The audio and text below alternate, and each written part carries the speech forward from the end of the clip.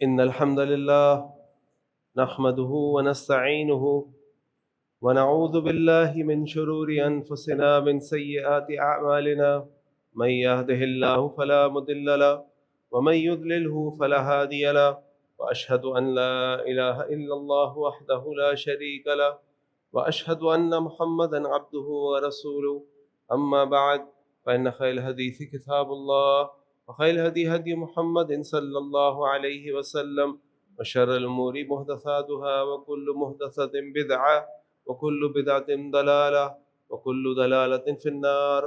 وقال الله تعالى: يا أيها الذين آمنوا اتقوا الله حق تقاته ولا تموتن إلا وأنتم مسلمون. وقال الله تعالى: يا أيها الناس اتقوا ربكم الذي خلقكم من نفس واحدة وخلق منها زوجها وبث منهما رجالا كثيرا ونساء، واتقوا الله الذي تساءلون به والأرحام إن الله كان عليكم رقيبا. وقال الله تعالى: يا أيها الذين آمنوا اتقوا الله وقولوا قولا سديدا يصلح لكم أعمالكم ويغفر لكم ذنوبكم، ومن يطع الله ورسوله فقد فاز فوزا عظيما. اللهم صل على محمد وعلى آل محمد كما صليت على إبراهيم وعلى آل إبراهيم إنك حميد مجيد. اللهم بارك على محمد وعلى آل محمد كما باركت على إبراهيم وعلى آل إبراهيم إنك حميد مجيد. وقال النبي صلى الله عليه وسلم: تركت فيكم أمرين لن تزلوا ما تمسكتم بهما، كتاب الله وسنتي. رب اشرح لي صدري ويسر لي أمري واحلل عقدة من لساني يفقهوا قولي. سبحانك لا علم لنا إلا ما علمتنا إنك أنت العليم الحكيم. اللهم أرنا الحق حقا وارزقنا اتباعه، وأرنا الباطل باطلا وارزقنا اجتنابه، آمین یا رب العالمین۔ کچھ دنوں پہلے میرے پاس میرے ایک بہت ہی مکرم، بہت ہی عزت دار، سمجھدار والد صاحب کے دوست آئے اور آ کے انہوں نے مجھ سے کہا کہ مجھے تم سے کچھ مشورہ کرنا ہے۔ میں نے کہا جی ٹھیک ہے، بتائیے کیا کرنا ہے، کب آئیں گے؟ انہوں نے کہا بس میں ابھی آ رہا ہوں۔ میں نے کہا آ جائیے۔ انہوں نے مجھ سے اپنی بات چیت شروع کی۔ ان کے گھر میں ان کے بچے کی کوئی شادی کا مسئلہ تھا اور نوبت طلاق تک پہنچ گئی تھی۔ انہوں نے بتایا کہ جو میری بہو ہے اس کے یہی مسائل ہیں، یہ ہے یہ ہے یہ ہے، ساری باتیں انہوں نے مجھ سے کی اور میں حیرانگی سے اچھا ایسا، اچھا ایسا، اچھا ایسا۔ پھر ہوا یہ کہ اگلے دن جس گھر کی وہ بچی تھی اس کے والدین آ گئے اور آ کے انہوں نے کہا کہ جی ہمیں آپ سے کچھ بات کرنی ہے اسی سلسلے میں۔ پھر انہوں نے مجھے ان کے بارے میں بتایا اور یہ بتایا کہ ہماری بچی تو ایسی ہے، ایسی اور ایسی، اور وہ بچہ اور وہ گھر ایسا اور ایسا اور ایسا۔ اب حال یہ تھا کہ دونوں ہی عزت دار لوگ ہیں، دونوں ہی سمجھدار پڑھے لکھے لوگ ہیں، لیکن دونوں کی باتوں میں جو فرق تھا وہ یہ تھا کہ اگر اس وقت دوپہر کے 1 بج رہا ہے اور ہم آپ سے کہہ رہے ہیں کہ بھئی ہم سب دیکھ رہے ہیں کہ سورج نکلا ہوا ہے، تو دوسرا کہہ رہا ہے کہ اس وقت رات کے 1 بج رہے ہیں اور اندھیرا ہے۔ اتنی متضاد باتیں تھیں، اتنی متضاد باتیں تھیں کہ میں چکرا گیا۔ اور جب میں رات کو گھر پہنچا تو اس سے پہلے ایک اور صاحب کا ایک مسئلہ چل رہا تھا، ان کے لیے میں کسی سے بات کرنے گیا کہ ان کی پریشانی ہے، مسئلہ ہے۔ ان صاحب کا کہنا یہ تھا کہ بھائی میں تو صرف آپ سے کہتا ہوں اللہ کے بعد اور کسی سے نہیں کہتا، آپ ہی میرا مسئلہ حل کرا دیں۔ تو میں ایک صاحب سے مشورہ کرنے گیا جو ان کو اچھی طرح جانتے تھے، مجھے معلوم ہے۔ تو جب میں ان کے بعد مشورہ گھر جاتے ہوئے اس سارے واقعے کے بعد ان سے مشورہ کرنے گیا ان کے لیے، تو وہ کہنے لگے بھائی یہ تو ان کی عادت بن گئی ہے، مجھ سے بھی لیتے ہیں، آپ سے بھی لیتے ہیں، فلاں سے بھی لیتے ہیں، فلاں سے بھی لیتے ہیں۔ میں سمجھا بھی چکا ہوں کہ ایسی زندگی کیسے چلے گی۔ یہ 2 واقعات ایک دن میں ہوئے، اور جب میں رات گھر پہنچا تو میری طبیعت کافی خراب ہو گئی، میں بہت سٹریس میں آ گیا کہ یا اللہ میں کس کی بات پہ یقین کروں۔ دونوں قسمیں کھانے کو تیار، دونوں ہر قسم کی حلف لینے کو تیار کہ ہم سچے ہیں۔ اور جو میرا موضوع ہے آج کا وہ یہی ہے کہ ہمیں اپنی شہرت اور اپنی نیک نامی زیادہ عزیز ہے اس بات سے کہ ہم سچے ہیں اور اللہ کو کیا جواب دیں گے. یعنی ہم سب کے اب ایک نہیں دو نہیں کئی شخصیات ہیں ہمارے اندر. کسی جگہ پر ہمارا کوئی روپ ہوتا ہے، کسی جگہ پہ ہمارا کوئی روپ ہوتا ہے، کسی جگہ ہم کسی طرح پیش آتے ہیں. لیکن یاد رکھیں کہ ایک وہ ہمارا رخ ہے، ایک وہ ہماری ذات ہے جو اللہ دیکھ رہا ہے، اور ایک وہ رخ اور ذات ہے جو انسان دیکھ رہا ہے. لوگ ہماری مسکراہٹ کو دیکھ رہے ہوتے ہیں، اللہ ہمارے غصے کو دیکھ رہے ہوتے ہیں. اسی طریقے سے لوگ ہماری باتوں سے متاثر ہوتے ہیں، لیکن اللہ ہماری نیت اور اعمال سے متاثر ہوتے ہیں.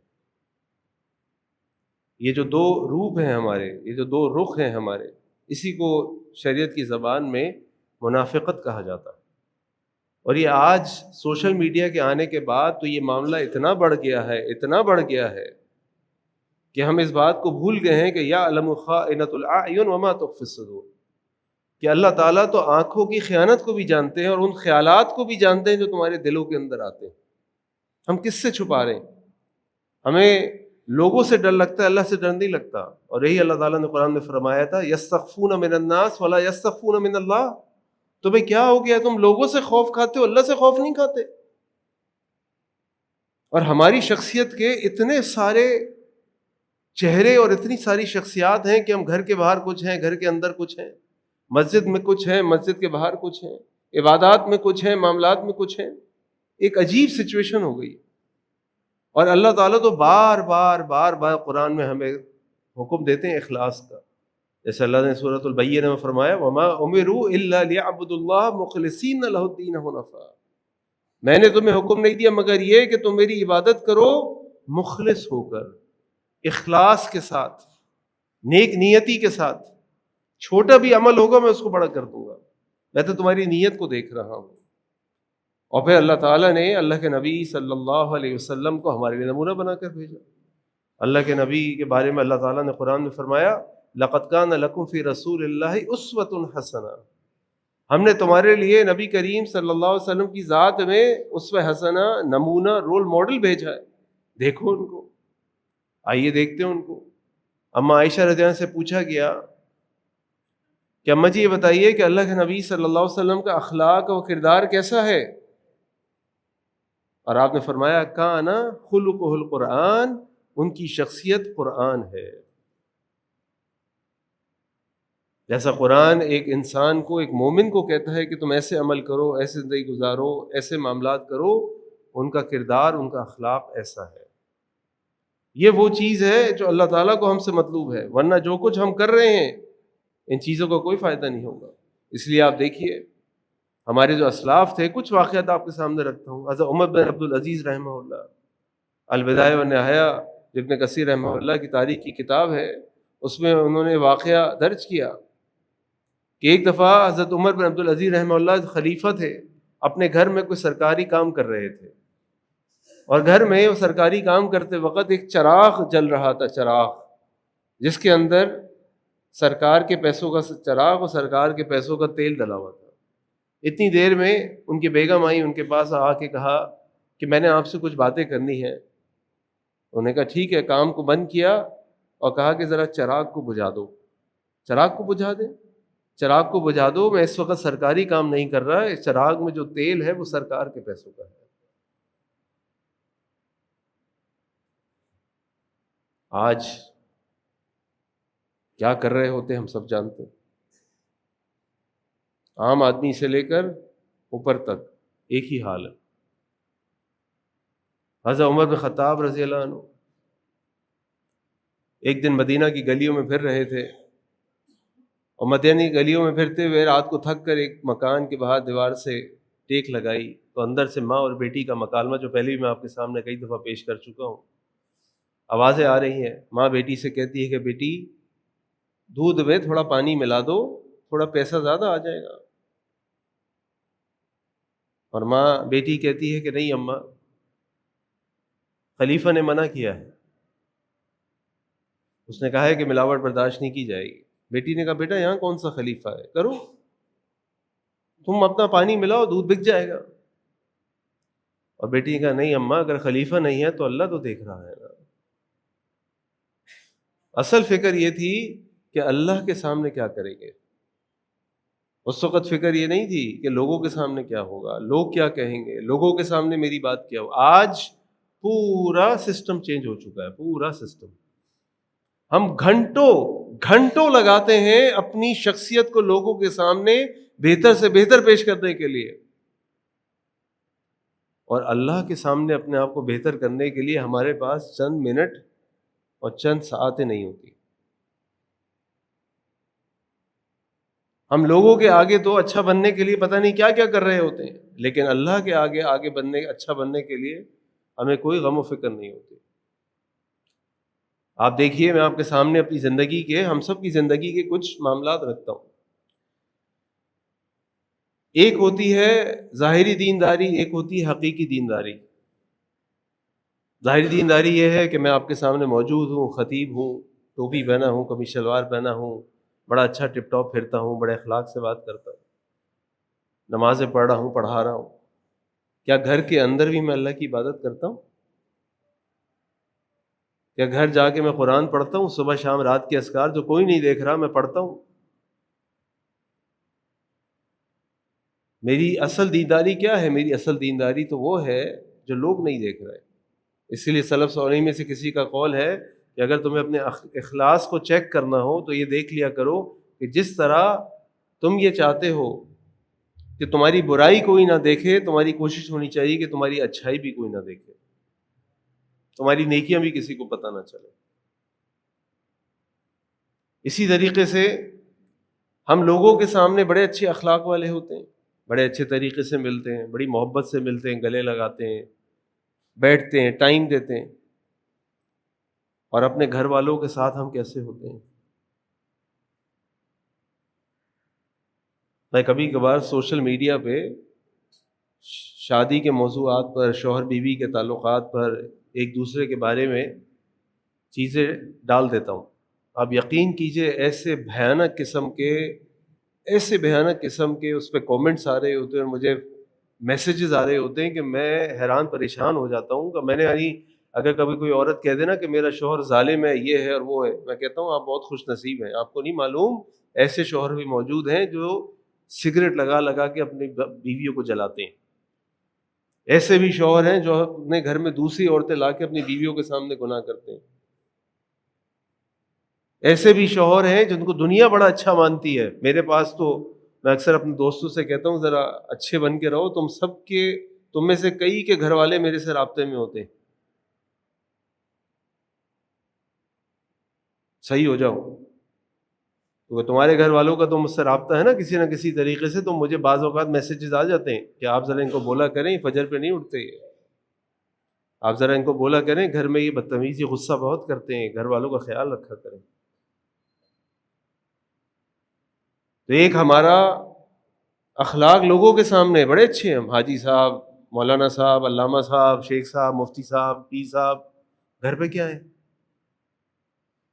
اللہ کے نبی صلی اللہ علیہ وسلم فرماتے ہیں خیرکم خیرکم لأہلی وانا خیرکم لأہلی. تم میں سے بہترین شخص ہو جو اپنے گھر والوں کے ساتھ اچھا ہے، اور میں اپنے گھر والوں کے ساتھ سب سے زیادہ اچھا ہوں. جس کے گھر والے اور جس کے ملازم ساتھ کام کرنے والے اس کی اچھائی کی گواہی دے دیں، واقعی اچھا ہے، کیونکہ وہ ان کا اصل دیکھ رہا ہوتا ہے. اسی طرح ایک ہماری دنیا کے سامنے حیا ہوتی ہے اور ایک ہماری اکیلے میں حیا ہوتی ہے.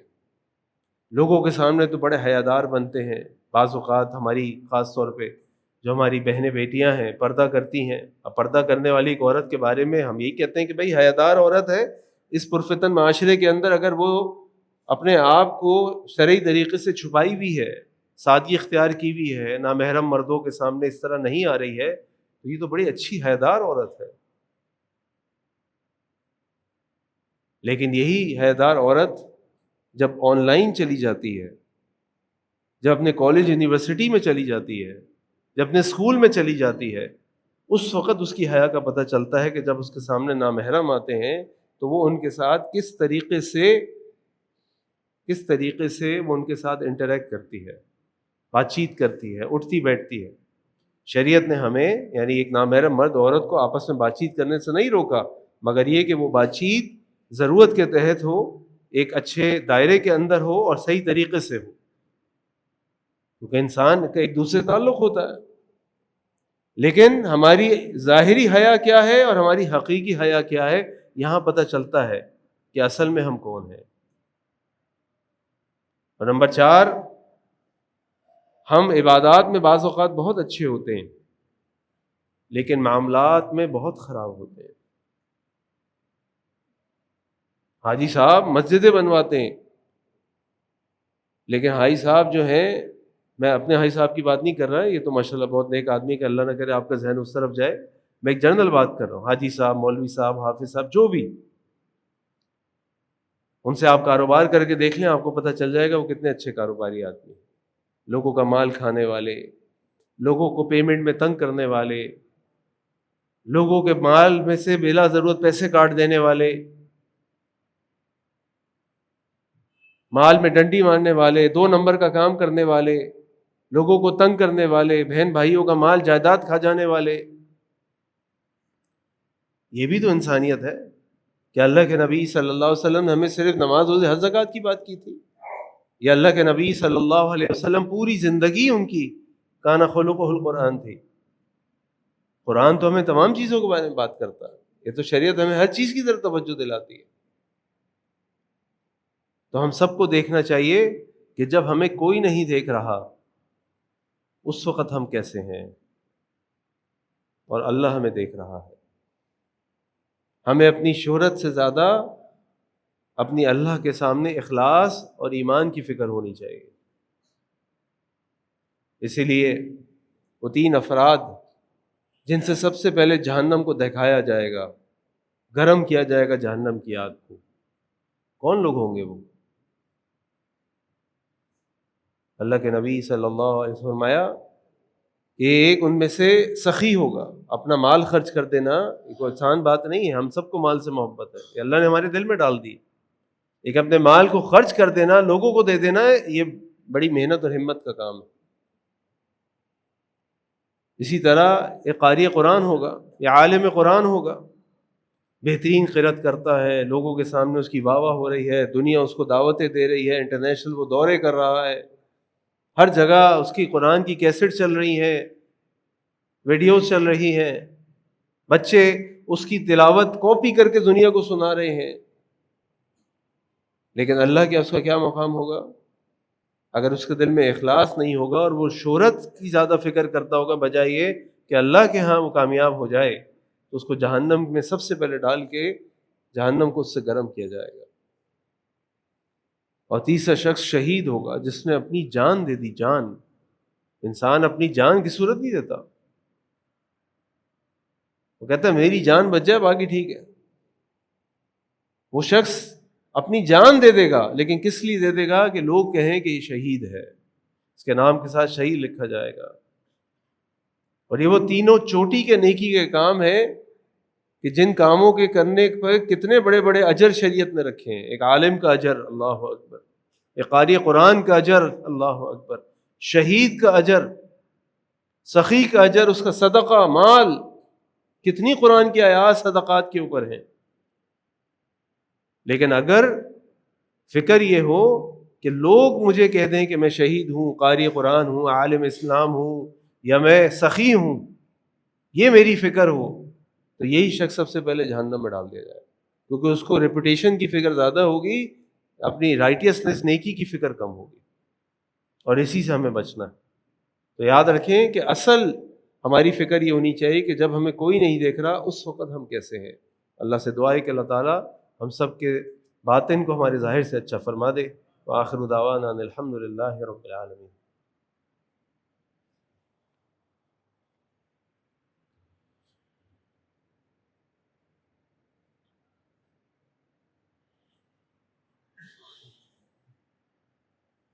الحمد للہ رب العالمین والصلاة والسلام علی سید الانبیاء المرسلین، اما بعد.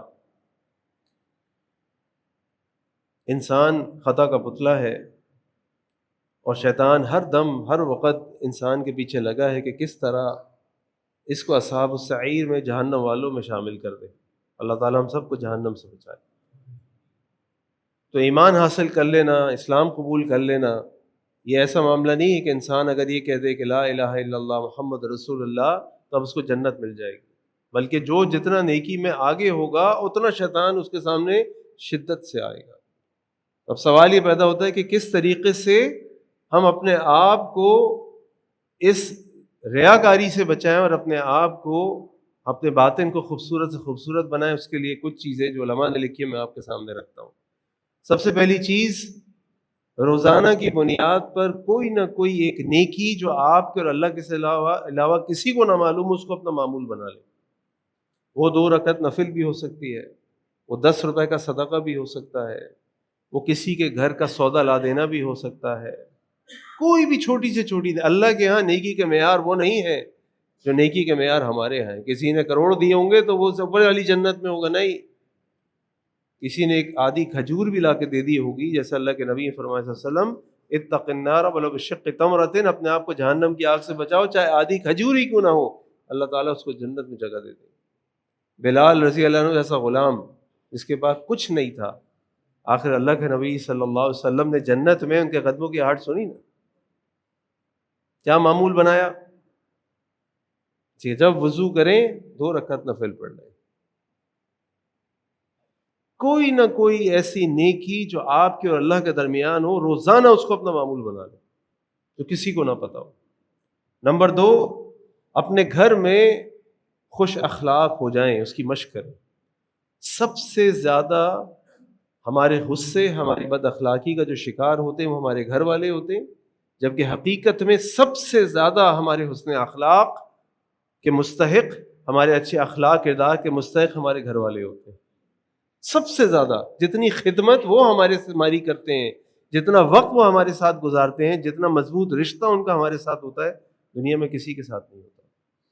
لیکن سب سے زیادہ خراب تعلق، اخلاق، کردار ہم ان کے ساتھ رکھ رہے ہو۔ اپنے گھر میں بہترین اخلاق اپنائیں، بہترین اخلاق، اور یہی اللہ کے نبی صلی اللہ علیہ وسلم کی سنت، جیسے میں نے آپ کے سامنے رکھی کہ خیرکم خیرکم لأہلی وانا خیرکم لأہلی، تم میں سے بہترین لوگ وہ ہیں جو اپنے گھر والوں کے ساتھ اچھے ہیں، اور میں اپنے گھر والوں کے ساتھ سب سے زیادہ اچھا ہوں۔ نمبر 3، تنہائی میں اللہ کی عبادت کیا کریں، اور اس کے لیے شریعت نے جو سب سے بہترین عبادت بتائی ہے وہ تہجد کی نماز بتائی ہے۔ یہ وہ نماز ہے جو محبت کی نماز ہے۔ یہ وہ پڑھتا ہے جس کو اللہ سے محبت ہوتی ہے کہ مجھے میرے رب سے محبت ہے، میں اس کے لیے اٹھوں گا، کوئی کام نہیں ہے، اٹھا ہوا نہیں ہوں، جاگا ہوا نہیں ہوں کہ میں ظہر پڑھ لوں، عصر پڑھ لوں، مغرب پڑھ لوں، عشاء پڑھ لوں، نہیں، میں اللہ کے لیے اٹھوں گا، بس اس کی محبت میں اٹھوں گا بس۔ اس لیے تہجد کی نماز فرض نمازوں کے بعد سب سے افضل نفلی نماز ہے، اور یہ کوئی بندہ کرتا ہے جس کو اللہ سے محبت ہوتی ہے۔ اور اسی سے پتہ چلتا ہے کہ ہمیں اپنے ظاہر سے زیادہ باطن کی فکر ہے کہ نہیں۔ جب اپنی نیند کو قربان کر دیں، اپنے بستر کو قربان کر دیں، اپنی تھکن کو قربان کر دیں، اور ہمت کر کے اللہ سے دعا کر کے سوئیں اور اللہ کے آگے قیام کے لیے کھڑے ہو جائیں۔ تہجد کو معمول بنا لیں، صبح شام رات کے اذکار کو معمول بنا لیں، کچھ نوافل کو معمول بنا لیں، کچھ نیکی کو معمول بنا لیں، اور ہمیشہ اللہ سے دعا کریں کہ اللہ میرے باطن کو میرے ظاہر سے اچھا کر دے، اللہ میرے باطن کو میرے ظاہر سے اچھا کر دے۔ اور نمبر 4، بار بار اپنی نیت کو صاف رکھیں، بار بار اپنی نیت کو چیک کریں۔ یہ کام جو میں کر رہا ہوں، جو نیکی میں کر رہا ہوں، جو صدقہ میں کر رہا ہوں، کس لیے کر رہا ہوں؟ کیا اس لیے کہ لوگ دیکھیں میں یہ کر رہا ہوں؟ اس لیے کہ لوگ دیکھیں کہ میں اتنا اچھا ہوں؟ اس لیے کہ لوگ دیکھیں میں اتنا نیک ہوں؟ بار بار اس کو چیک کریں، اور جب یہ خیال آ جائے تو پھر اپنی تنہائی کی عبادات کو، اپنی خفیہ عبادات اور صدقات کو بڑھا لیں، تاکہ دل سے اس دنیا کی محبت نکلے اور دل کے اندر اللہ کی محبت آ جائے، اخلاص آ جائے، تقرب اللہ آ جائے، تعلق باللہ آ جائے کہ میں صرف اللہ کے لیے کر رہا ہوں۔ تو اس طرح کے کچھ کام کرنے سے انشاءاللہ اللہ سے امید ہے اور اللہ سے دعا ہے کہ اللہ تعالیٰ ہمیں اخلاص عطا فرمائے گا انشاءاللہ، اور اللہ تعالیٰ ہمارے باطن کو ہمارے ظاہر سے اچھا کر دے گا۔ اور بار بار اپنے آپ سے سوال کریں کہ میں لوگوں کے لیے نیکیاں کرتا ہوں یا میں اللہ کے لیے نیکیاں کرتا ہوں، کیونکہ اللہ کے نبی صلی اللہ علیہ وسلم کی حدیث، اور بات کو ختم کرتا ہوں، آپ نے فرمایا ان اللہ لا ينظر اللہ تعالیٰ نہیں دیکھتے الی صورکم و اموالکم، تمہارے چہروں کو، تمہارے جسموں کو اور تمہارے مال کو، ولکن ینظروا، بلکہ وہ دیکھتے ہیں الی قلوبکم و اعمالکم، تمہارے دلوں کو اور تمہارے اعمال کو۔ تو اپنے دلوں سے مراد آپ کی نیتوں کو، ہمارے اخلاص کو، ہم اپنے نیت اور اخلاص کو اچھا بنائیں اور اللہ تعالیٰ کے لیے زیادہ سے زیادہ نیک اعمال کریں، تاکہ اللہ تعالیٰ ہم سے راضی ہو جائے اور ہمیں جنت الفردوس میں اعلیٰ مقام عطا فرما دے۔ اللہ سے دعا کریں کہ اللہ دنیا میں جہاں جہاں مسلمان تکالیف پریشانیوں کا شکار تھا، ان کی مشکلات کو دور فرما دے۔ اللہ ہمارے ملک پاکستان کی حفاظت فرما دے۔ اللہ ہمارے حکمرانوں کو اپنے فیصلے قرآن و سنت کے مطابق کرنے کی توفیق عطا فرما دے۔ یا اللہ اپنے ان کو اسلام کی دولت دی، ان کو ایمان کی غیرت بھی عطا فرما دے۔ اللہ ہمارے شہر کراچی کی حفاظت فرما دے۔ اللہ ہمارے جان و مال و عزتوں کی حفاظت فرما دے۔ اے اللہ ہمیں نیک اولاد بنا دے، نیک اولاد عطا فرما دے۔ اے اللہ ہمیں اپنے والدین کے لیے صدقہ جاریہ بنا دے۔ اللہ ہماری اولادوں اور گھر والوں کو ہمارے لیے آنکھوں کی ٹھنڈک اور صدقہ جاریہ بنا دے۔ اے اللہ ہمیں اچھے اخلاق عطا فرما دے۔ اللہ 5 وقت کی نماز باجماعت مسجدوں میں پڑھنے والا بنا دے۔ روزانہ قرآن کریم کی تلاوت کرنے والا بنا دے۔ اے اللہ صبح شام اور رات کے اذکار باقاعدگی سے پڑھنے والا بنا دے۔ اے اللہ ہمارے باطن کو ہمارے ظاہر سے اچھا کر دے۔ اللہ ہمارے باطن کو ہمارے ظاہر سے اچھا کر دے۔ اللہ ہمیں ہر قسم کی ریاکاری سے بچا لے۔ اللہ ہر قسم کے دکھاوے سے بچا لے۔ اللہ ہماری نیتوں کو خالص فرما دے۔ اللہ ہمیں ہر قسم کے شرک بدعت اور ریاکاری سے بچا لے۔ اللہ نبی کریم صلی اللہ علیہ وسلم سچی محبت، ان کی سنتوں سے محبت، ان کی سنتوں پر عمل کرنے والا بنا دے۔ اللہ تمام بیماروں کو شفاء کاملہ عاجلہ عطا فرما دے۔ اللہ جو بیمار ہیں گھروں میں، اسپتال میں، سب کو شفاء کاملہ عاجلہ عطا فرما دے۔ ہماری جماعت کے بڑے عظیم عالم محدث شیخ الحدیث محمود الحسن صاحب حفظہ اللہ شدید بیمار ہیں، ICU میں ہیں۔ اللہ سے دعا کریں کہ اللہ تعالیٰ انہیں صحت کاملہ عاجلہ عطا فرما دے۔ ان کا سایہ اللہ ہمارے سروں پہ قائم و دائم رکھے۔ اے اللہ تمام بیماروں کو شفاء کامل عاجلہ عطا فرما دے۔ اللہ جو لوگ حالت ایمان میں دنیا سے رخصت ہو چکے، اللہ تعالیٰ ان کی مغفرت فرما دے۔ اللہ ہم سب کو جب تک زندہ رکھا اسلام پہ زندہ رکھ دے، ہمارا خاتمہ اور حالت ایمان پہ ہمارا خاتمہ ہو۔ اللہ جو بہنیں بیٹیاں بچے رشتوں کے انتظار میں، اللہ تعالیٰ ان کے لیے نیک صالح رشتے بھیج دے۔ اللہ جو بیاہ چکے، اللہ تعالیٰ ان کے گھروں کے اندر خوشیاں عطا فرما دے۔ اے اللہ ہماری عبادات کو قبول فرما لے۔ اللہ ہماری دعاؤں کو قبول فرما لے۔ اللہ ہماری کوتاہیوں کو معاف فرما دے۔ اے اللہ ہم سے راضی ہو جا۔ ان اللہ یأمر بالعدل والإحسان وإیتاء ذی القربى وینہی عن الفحشاء والمنکر والبغی یعظکم لعلکم تذکرون۔ سبحان ربک رب العزة عما یصفون وسلام علی المرسلین والحمد للہ رب العالمین۔